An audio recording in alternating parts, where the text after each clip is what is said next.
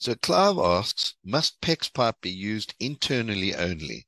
In other words, is PEX piping adversely affected on exterior of property? Example, UV rays and so on. Yeah, Clive, very good question. PEX pipe is definitely not UV stable and should not be used outside. If you wanted to use it outside, you would need to cover it in some fashion of something so that it never saw the sun. PEX pipe, Marley's Pro Fit pipe, there are a number of plastic pipes that if they see the sun, you can forget it, they're gone. They will fail. So, yeah. Plastic pipes, typically, there are one or two that are UV stable. Uni Twist is one. But yeah, generally, plastic pipes do not like to see the sun.